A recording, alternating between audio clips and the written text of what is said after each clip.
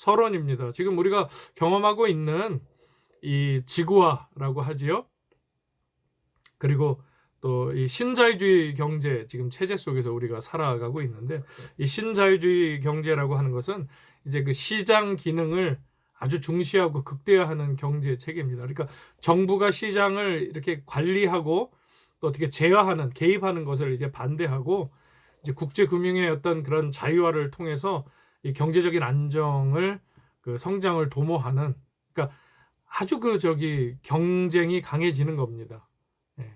그러니까 뭐 서비스 산업으로 얘기를 하면은 똑같은 음식을 팔고 그 물건을 팔아도 조금 더 서비스가 좋은, 그러니까 아주 자유롭게 그 경쟁하는 가운데 서로 이렇게 이제 그 긍정적인 부분들을 찾아가는 건데, 근데 아무래도 이제 경쟁이다 보니까 이게 그 반대급부들이 역시 물론 있는 거죠. 아무튼 그러한 상황 속에서 그 세계의 거대한 물결, 또 아주 다양한 생산, 서비스, 또 시장, 또 소비를 그렇게 촉구하는, 그러니까 지구적인 경제 활동, 신자유주의 경제는 한마디로 이 지구적 아주 거대한 경제 활동, 국지적인 각 나라를 기준으로 하는 것이 아니라 중국에서 만들어서 미국에서도 쓰고, 뭐 한국, 뭐 미국에서 만든 거, 그러니까 그런 시대를 통틀어 얘기하는 겁니다. 그래서 이제 국경을 초월해서 이제 자유롭게 모든 물건들이 유통이 되고 있지요.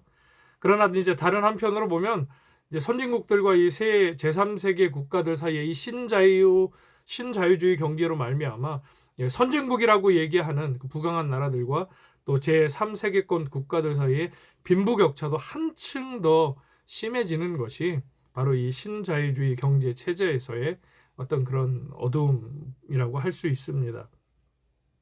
제3세계권 국가에 속한 사람들로 하여금 생존을 위해 어쩔 수 없이 이제 자기 나라를 떠나 다른 나라로 이주해야 되는 상황, 지금 우리가 실제로 겪고 있는 일이죠. 이 동남아시아에, 그러니까 동남아시아로 대변이 되는 제3세계 이제 개발도상국들이 이제 동남아시아에 이제 많은 나라들이 있기 때문에 그렇지만, 뭐 아프리카나 뭐 서아프리카나 북아프리카 같은 나라들, 또 남미에 있는 나라들도 마찬가지죠. 그 얼마 전에 뉴스에서도 나왔지만 그 에콰도르인가요, 멕시코인가요, 그 아이를 그 불법 이민 브로커가 그 담장에서 두 아이를 던지는 아주 그 뉴스에서 이슈화가 됐었는데, 그렇게 지금 자기 나라를 떠나서 그 돈을 찾아서, 그러니까 이 벌이를 찾아서 그렇게 이제 나라를 떠나야 하는 그런 상황들이 있는 것이 지금 전 세계적인 상황입니다.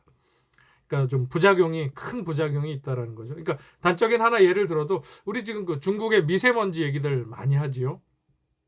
미세먼지 어플리케이션만 봐도 아주 그 중국 고비 사막 몽골로 해서 중국 그 사막으로 해갖고 아주 그 엄청난 먼지 양. 그러니까 누구 말처럼 우리나라에서 고등어를 많이 구워서 미세먼지가 있다고 하기보다는 틀림없이 그 이제 북쪽에 이제 중국 쪽에서 불어오는 바람, 또 그쪽에서 일어나는 미세먼지나 황사의 영향이 있다라는 겁니다. 근데 내몽고 그 고비 사막 같은 데서 불어오는 황사는 그렇다 치고요. 최근 15년, 20년 안에 이 미세먼지가 급증하는 이유는 이미 40년 전부터 이제 세계의 그 서방의 강국들이 이 중국이란 나라의 아주 그 싼 그 임금을 이용해서 아주 그 다양한 화학 공장들, 여러 공장들을 그 중국 땅에다가 지었고, 그로 말미암아 또 중국이 그 국가적인 어떤 위치가 물류나 항공, 또 이렇게 유통이나 이런 면에서는 아주 그 기가 막힌 그 지리적 요건을 또 가지고 있다는 거죠. 그래서 그 중국 땅에 굉장히 많은, 그러니까 중국에서도 스스로 자기네 국가에 그렇게 유치를 하는, 달러를 벌어들이는 그런 유치를 하는 그런 사업적인 어떤 그런 기조를 유지도 해왔지만, 또 적극적으로 서방 세계 강국들이 그렇게 중국 땅에다가 이제 그 공장들을 짓고, 자기 나라 땅에는 짓지 않는 그런 공장들을 짓고 하면서 왔던 그런 이제 어떤 중첩이 됐던 문제들이 이제 그런 뭐 미세먼지나 이런 그런 문제들로 이렇게 나타나고 있다고 보면 됩니다. 그러니까 100% 중국만의 탓은 아니라는 거죠, 사실은. 예, 공동의 책임이 있다라는 겁니다. 근데 이제 그게 중국이 이제 그 경제적으로 강해지면서 이제 동남아시아권으로 또 이제 그 달라지고 있지요. 예, 지금 하여튼 그런 지금 신자유주의 경제 체제에서 우리가 살아가고 있습니다. 자, 일자리와 생계 문제 해결을 위해서 자신의 고유의 삶의 터전을 떠나서 보다 이제 부여로운 나라로 옮겨가는 이른바 국제적인 이민 이주 현상이 그 보편화되어 있다라는 거지요. 그러니까 3억에 가까운 인구가 지금 자국을 떠나서 아마 타국에서 살고 있다고 합니다. 이스라엘 백성들이 자기들 중에 거하는 외국인 약자들을 보살피고 보호해야 할 근거가 무엇이었는지를 좀 이제 살펴보겠습니다. 지금 나눠드린 유인물 3번 하고 있습니다. 이주민 보호의 신학적 근거라는 부분을 보고 있는데요. 자, 한마디로 말해서 그 보호의 근거는 이스라엘 민족이 바로 게르였고, 그러니까 거류민이었고, 그 뿌리가 그들의 역사 가운데 가장 중요한 부분도 대부분이 이 게르의 삶을 이스라엘 민족이 살았다는 거죠. 그러니까 왕정시대 가나안 땅을 얻고 그 땅을 정복해서 그 땅에서 이제 실제 이제 살던 민족들을 전쟁을 통해서 이기고 이제 정착하기 이전에 요단강을 건너기 이전에 광야 생활, 아니 그 이전에 아브라함 때부터 하나님이 부르셨을 때부터 이스라엘 민족은 거류민 게르였다는 거예요. 이제 거기서 의미를 찾을 수 있다라는 거죠.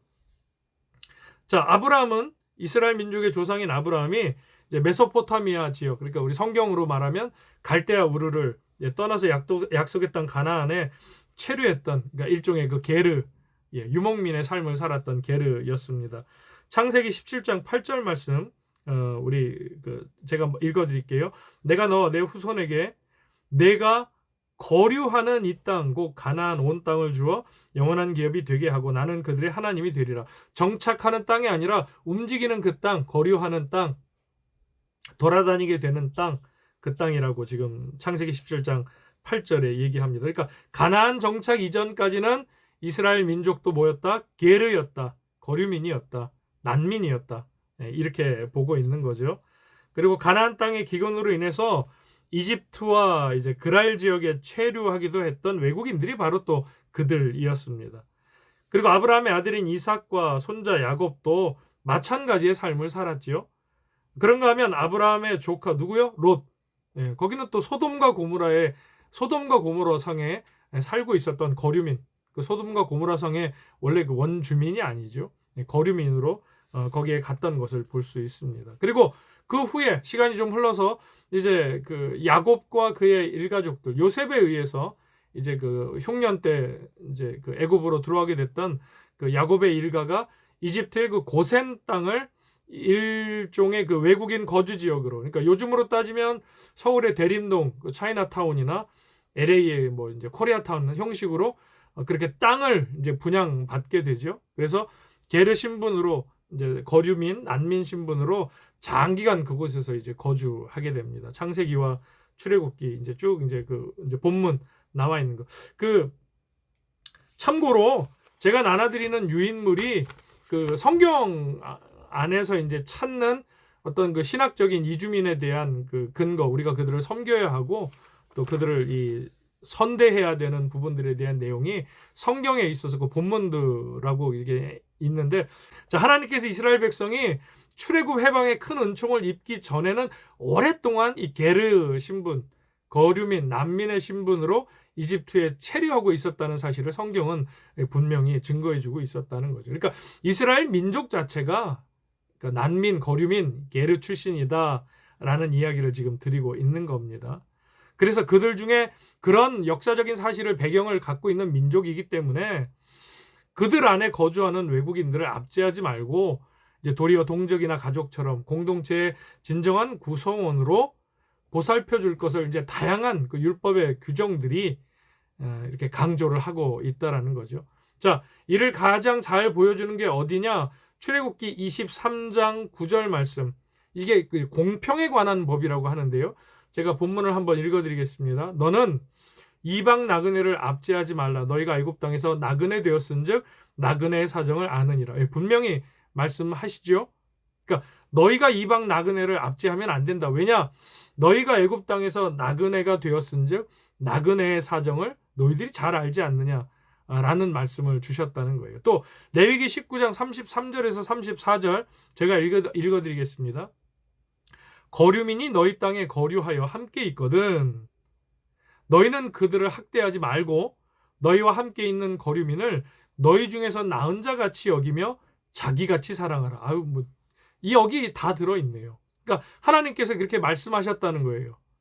게르들을, 난민들을, 거류민들을, 이방인들을, 이주민들을 너희 중에 나은 자 같이 여기고 너희 자녀처럼 여기고 또 네 자신과 같이 너희가 너희 자신을 사랑한 것과 같이 그들을 사랑하라고 얘기합니다. 그리고 또 똑같은 말씀, 너희도 애굽 땅에서 거류민이 되었었느니라. 나는 너희의 하나님 여호와이니라. 이렇게 말씀하고 계셔요. 이 레위기가 출애굽기 23장 9절과 레위기 19장 33절에서 34절 말씀이 사실 가장 오늘 이 구약 성경에서 이주민에 대한 어떤 그 성경적인 이해와 그 또 신학적 의미를 찾을 때 아주 핵심이 되는 말씀이라고 할 수 있습니다. 게르의 역사를 가지고 있는 이스라엘 백성이 자기들 중에 거주하는 외국인 약자들을 동족으로 간주하고 사랑을 베풀어야 한다는 이 본문들에 비추어 볼 때 이제 우리 이야기입니다. 한국 사회 이주민들이야말로 이제 구약 성경이 계속해서 강조하는 그 외국인 약자들에 해당된다라는 거죠. 여러분, 우리도 우리 자신, 우리 역사를 생각해 보면 그렇습니다. 일본 제국주의 그 압박으로부터 인해서 이제 만주나 러시아 또는 일본, 미국 등지에 이주해서 살았던 삶이 우리 조상들이 있었죠. 그러니까 이스라엘과 비슷하게 게르의 삶을 산 적이 있었다는 거예요. 우리 민족들도. 그래서 이 점을 한국 기독교인들이 이제 잘 믿음으로 우리가 받아서 그리고 하나님의 사랑으로 이 보살피고 섬겨야 할 사람들이 바로 이 이주민 노동자들, 이주민들 또 이라는 것을 우리가 분명하게 이제 성경을 통해 알 수 있다라는 겁니다. 특별히 이주민들을 너희 중에서 나은 자와 자기 자신 같이 아까 우리 레위기 말씀에 나왔는데요. 즉 한국 사람인 자신의 가족과 똑같은 자들로 간주해야 한다는 레위기 19장의 가르침을 우리가 잘 경청할 수 있어야 됩니다. 하나님의 말씀을 뭐는 듣고 뭐는 안 듣고 이럴 수 없지요. 상황과 여건에 따라서 뭐는 따르고 뭐는 지금 상황이 아니니까 따르지 않고 그런 거는 없지요. 하나님의 말씀은 말씀으로 잘 적용하고 또 지켜내야 되는 게 그 성도의 의무가 됩니다. 그래서 오늘 주시는 이 구약 성경의 말씀 출애굽기 23장 9절과 레위기 19장 33절에서 34절 말씀에 근거해서 이 한국 땅에 온 이 이주민들, 근로자든 또 다문화 가정이든 어떤 연유에서든 이 한국 땅에 들어온 이들을 배척하고 또 이렇게 괄시하고 하는 모습이 아니라 적어도 그리스도인들이라면 하나님의 사랑을 아는 이들, 이 말씀을 우리가 하나님의 말씀으로 믿는 사람들이라면 너희 중에 나은 자같이 또 자기 자신같이 우리가 그들을 선대하고 또 섬기고 또 그들의 영혼을 긍휼히 여기는 마음이 우리 특별히 신앙을 가진 우리의 기본적인 그 마음의 자세가 되어야 한다라는 겁니다. 자, 다음에 그 작은 1번 하나님의 형상 모든 사람을 소중히 여기는 사회라고 되어 있는데요. 조금 더 이제 구체적으로 보겠습니다. 창세기 1장을 보면 하나님이 맨 처음 인간을 창조하시되 자신의 형상을 따라 창조했다고 말씀하십니다. 그런 말씀이 이제 나옵니다. 이 본문 말씀들은 꼭들 한번 좀 읽어봐 주세요. 먼저. 자, 이 말씀이 무엇을 뜻하는지에 대해서 이제 신학자들이나 사실 기독교인들은 다양한 견해 차이를 보입니다. 이 말씀을 과거에는 이제 사람이 하나님의 본질이나 그러니까 하나님이 맨 처음 인간을 창조하시되 자신의 형상을 따라 창조했다는 말씀에 대한 이제 해석인데요. 해석적인 부분인데 이 말씀을 과거에는 사람이 하나님의 본질이나 속성을 닮은 존재로 만들어졌다고 그렇게 해석을 했습니다. 그러나 이러한 견해는 사람을 몸과 정신 또는 영혼으로 구분하지 않고 이 전인적으로 보는 구약 성경의 기본적인 개념에 적합하지 않다라는 거지요. 하나님의 형상이 구체적으로 어떤 의미를 갖는지 바로 알기 위해서는 먼저 창세기 본문이 우리에게 무엇을 말하고 있는지를 이제 잘 사실 살펴야 합니다. 그러니까 한 가지 분명한 것은 하나님의 형상이 다른 피조물을 다스리고 지배하는 것과 밀접한 관련을 가지고 나타난다는 겁니다. 그러니까 26절과 28절 말씀에 이게 반복이 되는데요. 제가 한번 읽어드릴게요. 창세기 1장 26절과 28절입니다. 하나님이 이르시되 우리 형상을 따라 우리의 모양대로 우리가 사람을 만들고 그들로 바다의 물고기와 하늘의 새와 가축과 온 땅과 땅에 기는 모든 것을 다스리게 하자 하시고 하나님이 자기 형상 곧 하나님의 형상대로 사람을 창조하시되 남자와 여자를 창조하시고 하나님이 그들에게 복을 주시며 하나님이 그들에게 이르시되 생육하고 번성하여 땅에 충만하라 땅을 정복하라 바다의 물고기와 하늘의 새와 땅에 있는 모든 생물을 다스리라 하시니라. 아멘. 이 말씀을 주셨다는 거예요. 그러니까 사람은 모두가 다 예외 없이 하나님의 형상을 가지고 있는데 이는 다른 피조물을 다스리고 지배할 수 있는 권한을 가지고 있다라는 뜻이라는 거예요. 그러니까 달리 얘기해서 그러니까 요 부분을 여러분 잘 이해하셔야 됩니다.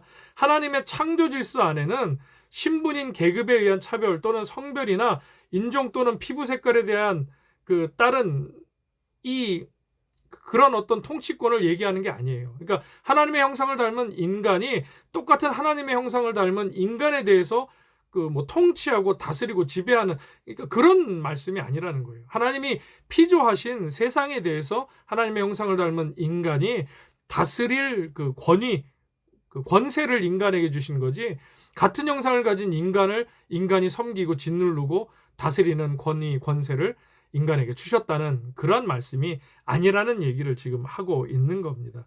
그러니까 쉬운 말로 모든 인간은 하나님의 창조 질서 안에서 어떻다? 평등하다. 다시 한번 모든 인간은 하나님의 창조 질서 안에서 평등하다. 이게 바로 기본적인 어떤 이주민을 대하는 마음 속에 우리 기본적인 자세이어야 합니다. 자, 이 원리로 또 우리 삶에 좀 적용을 해볼까요? 우리 사회 안에서 이루어지고 있는 그 각종 억압과 착취, 또 하나님의 이러한 모습들은 하나님의 창조 질서를 파괴하는 것과 사실 다름이 없습니다. 그러니까 꼭 이주민들이 아니라고 하더라도 부자가 가난한 자를, 또 남자가 여자를, 그리고 선주민인 한국인이 이주민들을 억압하고 짓밟는 모양들이 그렇다는 거죠. 또한 힘있고 권력 있는 자가 그렇지 못한 자를 억울하게 하는 것도 마찬가지입니다. 그러니까 정치 권력이라는 게 어디까지나 국민을 섬기라고 준 것이지 국민 위에 군림하면서 국민을 마음껏 유린하라고 준 것이 아니라는 거예요. 그렇게 오해하고 지난 10수년 이 나라에서 민주화를 위해서 그 많은 이들이 피를 흘렸고 지금 또 똑같은 내용으로 반복돼서 미얀마라는 나라에서 지금 같은 일들이 벌어지고 있지 않습니까? 그러니까 하나님이 창조하신 하나님의 형상을 닮은 인간을 그러니까 전혀 그러한 이해가 없으니까 이제 복음을 듣지 못했으니까 억압하고 착취하고 심지어는 그 생명을 빼앗는 그런 아주 극악한 그 상황까지 지금 가고 있는 모습을 우리가 미얀마를 통해서 보고 있습니다. 근데 하나님은 어느 누구에게도 그런 권한을 주신 일이 없다는 거죠. 우리가 이 부분을 꼭 기억해야 되겠습니다.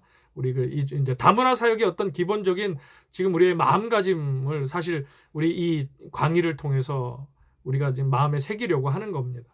앞으로 우리의 교회가 이제 앞으로 이제 하나님이 허락하셔서 이제 다문화 사역의 어떤 장들을 하나님이 넓혀 주시면 그 가운데서 우리가 이런 기본적인 마음을 가지고 그러니까 우리가 가지고 있는 기본적인 선입관과 그 인식의 틀을 어떻게 바꾸느냐가 사실 이 교육의 이제 목적이라고 할 수 있습니다.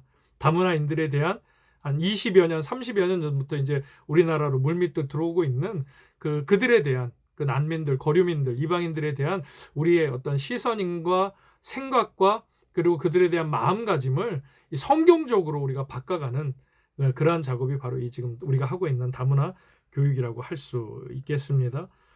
자, 2번 출애굽 해방, 약한 자들을 위한 섬김. 출애굽 해방은 하나님이 약하고 힘없는 자들의 탄식과 부르짖음을 들으시고 그들의 고통을 눈여겨보시는 분임을 가장 이제 분명하게 드러내주는. 그러니까 성경 속에 있는 이 출애굽 사건이 그러니까 이스라엘 민족에게도 대한 것이지만 이제 큰 시점에서 이 다문화 사역이라는 사역으로 볼 때 우리가 게르, 그 난민과 이주민, 거류민들을 이해하는데 또 하나의 큰 접촉점이 된다라는 거죠. 출애굽기 2장 23절에서 25절 말씀인데요. 제가 한번 읽어드릴게요. 하나님 말씀이니까. 여러 해 후에 애굽 왕은 죽었고 이스라엘 자손은 고된 노동으로 말미암아 탄식하며 부르짖으니 그 고된 노동으로 말미암아 부르짖는 소리가 하나님께 상달된지라. 하나님이 그들의 고통을 들으시고 하나님이 아브라함과 이삭과 야곱에게 세운 그의 언약을 기억하사 하나님이 이스라엘 자손을 돌보셨고 하나님이 그들을 기억하셨더라. 아멘. 출애굽기 3장 이번에 7절에서 9절입니다. 다시 읽어드릴게요. 여호와께서 이르시되 내가 애굽에 있는 내 백성의 고통을 분명히 듣고 그들이 그들의 감독자로 말미암아 부르짖음을 듣고 그 근심을 알고 내가 내려가서 그들을 애굽인의 손에서 건져내고 그들을 그 땅에서 인도하여 아름답고 광대한 땅, 젖과 꿀이 흐르는 땅, 곧 가나안 족속, 헷 족속, 아모리 족속, 브리스 족속, 히위 족속, 여부스 족속의 지방에 데려가려 하노라. 이제 가라. 이스라엘 자손의 부르짖음이 내게 달하고 애굽 사람이 그들을 괴롭히는 학대도 내가 보았으니 이제 이 두 본문이 그렇습니다. 자, 이 본문들은 출애굽 사건이 이제 다름 아니라 이스라엘의 고통과 신음소리를 통해서 시작되었다는 것을 이제 분명히 얘기하고 있는 거죠. 그러니까 출애굽 사건의 의미는 우리가 이제 뭐 예수님과 연결시켜서 우리가 해석을 하기도 하지만 그 사건 자체로만 보면 하나님께서 울부짖고 또 고통 중에 신음하는 이들, 하나님의 백성들, 하나님의 형상을 따라 창조된 이들, 하나님이 택하신 이스라엘 백성만이 아니라 더 이 시각을 넓혀서 그러한 모든 그 인류를 향한 그들의 부르짖음과 그들의 탄식, 그러한 자리에서 그들을 건지시고 구원하시는 목적에 대해서 이 사건을 통해서 이제 분명히 얘기해 주고 있다라는 겁니다. 그러니까 출애굽 사건의 목적은 수평적인 차원, 인간 대 인간의 차원과 수직적인 차원, 하나님과 인간에 대한 그런 차원을 공유하고 있다라는 것을 분명히 얘기해 주고 있는 거죠. 그래서 그러니까 모세가 바로에게 가서 하나님의 그 말씀을 전하면서 하는 말들을 한마디로 요약하면 내 백성을 보내라 그들이 나를 섬길 것이니라는 메시지였어요. 그러니까 내 백성을 보내라라는 것이 수평적인 차원, 곧 사회정치적인 차원에서의 구원과 해방을 의미한다면 그들이 나를 섬길 것이니라라는 것은 이제 수직적인 차원, 곧 종교적이고 신앙적인 차원을 의미한다라는 겁니다. 그들을 구원해서 그러니까 다문화 가정, 이주민, 하나님을 알지 못하는 이들을 그들이 하나님을 알지 못해서 살아가는 그 어둠의 환경에서 우리를 통해 먼저 은혜 받은 자들을 통해 불러내셔서 그들에게 예수님을 전하게 하시고 듣게 하셔서 인간적인 삶 속에서의 구원과 해방도 주님이 주시지만 무엇보다 하나님과의 관계성을 갖게 하시려는 그 목적이 이 출애굽에서도 우리가 엿볼 수 있고 우리의 사역에서도 그런 기본적인 마인드가 있어야 한다라는 겁니다. 예, 출애굽 사건의 이러한 의미가 이제 오늘 우리 교회와 기독교인들에게도 우리 그대로 적용이 됩니다. 그러니까 지금 우리 사회가 이런 내용들은 우리가 적용하는 내용입니다. 우리가 더 집중해야 되는 내용이고요. 그러니까 지금 우리 사회가 안고 있는 심각한 문제들 중에 하나가 여러 가지 이유들로 인해서 이제 억울하게 고통당하고 힘들게 살아가는 이제 우리 자국민들도 많지만 이주민들은 더 어렵다는 거죠. 여러분 그렇지 않겠습니까? 일단 언어가 통하지 않는데 똑같은 억울한 상황이 있어도 그것을 우리는 우리말로 표현할 수 있잖아요. 근데 그들은 그렇지 못한, 그러니까 우리보다 더 제약이 많고 또 더 어려운 부분이 많다라는 거죠. 그런 이주민들이 우리 주변에 적지 않습니다. 기독교인들의 존재 의의는 이처럼 힘겹고 고통스러운 삶으로 인해 탄식하며 부르짖는 이 이주민들을 또 돕기 위해서 하나님이 우리를 먼저 불러주셨다라는 또 사실입니다. 그러니까 십자가의 복음은 남녀노소 빈부귀천을 막론하고 세상의 모든 사람들에게 선포되어야 하는 것이지만 기독교인의 사랑 실천은 1차적으로 한국 사회의 지금 하나님께서 보내신 이러한 이주민들처럼 억눌린 자들을 위한 삶으로 그들을 돕는 삶으로 나타날 수밖에 없다라는 거죠. 누가복음 4장 17절에서 19절에 보면 이렇게 이야기하십니다. 예수님께서 선지자 이사야의 글을 드리거늘 책을 펴서 이렇게 기록된 데를 찾으시니, 그러니까 예수님이 이 땅에 오신 목적도 이사야 선지자의 말씀 속에 있고 우리의 사역의 정체성도, 이 다문화 사역의 정체성도 사실 이 말씀 가운데, 그러니까 구약 성경의 출애굽 사건과 연결을 해서 하나님의 형상을 닮은 사람들을 하나님의 형상대로 살아가게끔 하나님 앞으로 부르고 또 그들의 삶을 그 어두움과 죄에서 해방시키는 일과 연결해서 주님도 이렇게 얘기하셨다는 거예요. 이사야 그 선지자의 글, 주의 성령이 내게 임하셨으니 이는 가난한 자에게 복음을 전하게 하시려고 내게 기름을 부으시고 먼저 구원해 주시고 은혜로 인도해 주셔서, 그래서 나를 그들에게 보내셔서 포로된 자에게 자유를, 눈먼 자에게 다시 보게 함을 전파하며 눌린 자를 자유롭게 하고 주의 은혜의 해를 전파하게 하려 하심이라 하였더라. 아멘. 예, 주님도 분명하게 이 땅에 오셔서 공생의 십자가를 지기 전까지 그 공생의 사역이 하나님의 나라를 전하시는 분명한 정체성을 이렇게 가지고 사역에 임하셨다라는 거예요. 그러니까 우리도 마찬가지로 우리가 누구의 뒤를 따라갑니까? 누구를 본받습니까? 예수 그리스도시지요. 예수님이 하셨던 말씀, 예수님이 보이셨던 하나님의 나라의 일들을 우리가 따라가는 이들로 우리 사역에 있어서도 이 다문화 사역에 있어서도 이제 하나님께서 앞으로 한 걸음 한 걸음 인도에 가실 텐데요. 그 인도에 가는 걸음 속에 이 주님이 얘기하신 포로된 자에게 자유를 주고 눈먼 자에게 다시 보게 함을 전파하며 눌린 자를 자유롭게 하고 주의 은혜의 해를 전파하게 하는 일이 예수 그리스도로 말미암아 그들에게 이 하늘 복을 예수 그리스도를 복음을 전하는 일이 우리 사역의 기본 바탕이 되어야 한다는 것을 이 바탕이 없이 구제하고 우리가 선교한다면은 사실 그거는 사람의 일에 정말 사람의 일로 그칩니다. 기쁨과 감사도 없고요. 그저 하고 난 다음에는 아유 곤고하고 아주 그 힘든 그 기쁨이 없는 사역이 될 가능성이 많습니다. 또 그런 전례들이 있었다는 것을 앞서 이제 먼저 이 사역에 함께 했던 교회들을 통해서도 또 피드백을 받게 되고요. 그러니까 우선은 이 우리가 사역의 이 정체성이 분명히 있어야 합니다. 자, 그 3번 하고 신해산 언약법 그리고 이제 그 예언, 정의와 샬롬의 공동체가 있는데요. 신해산 언약법은 요거는 그냥 여러분들이 좀 읽어봐 주시고요. 그러니까 하나님의 그러니까 말씀 중에 그 출애굽기, 레위기, 신명기, 창출, 레민신, 창세기를 뺀 그 이제 모세 오경 중에 창세기를 뺀 네 권의 그 성경 중에서 특별히 이제 게르들 사회 약자 나그네 고아들을 이제 도와야 한다. 또 그들을 구해야 한다. 그들을 섬겨야 한다라는 그런 내용이 지금 그 신해산 언약법에서 나온다. 하나님이 주신 그 율법에 의해서 명시가 된다라는 내용이 지금 요 3번 작은 3번 내용인데요. 여기는 한번 읽어봐 주시고요. 4번 정의와 샬롬의 공동체 요거 보고 결론하고 마치도록 하겠습니다. 자, 이스라엘은 역사의 초기 단계부터 사회 경제적인 평등 공동체 실현에 깊은 관심을 가졌던 나라입니다. 이제 그것을 관습법이나 성문 법전의 편찬을 통해서 전승해 오는 한편으로 하나님의 정의에 기초한 이성적인 신정 공동체를 만들려고 노력을 했던 나라가 이스라엘이었어요. 그 백성들이. 그러나 그런 이제 이상과 현실이 항상 같이 가면 좋은데 그렇지 못했다는 거죠. 현실은 그렇지 못했는데요. 하나님의 왕권을 충실하게 대변하기보다는 이 지상의 왕권, 즉 인간의 왕권에 집착하는 이 왕정이 왕이 나라를 다스리는 하나님이 이 나라의 주인 되셔서 하나님이 다스리는 세상이 아니라 인간의 세운 왕이 눈에 보이는 왕이 다스리는 왕정이 생겨나면서부터 이제 그러한 모습이 사라지게 됩니다.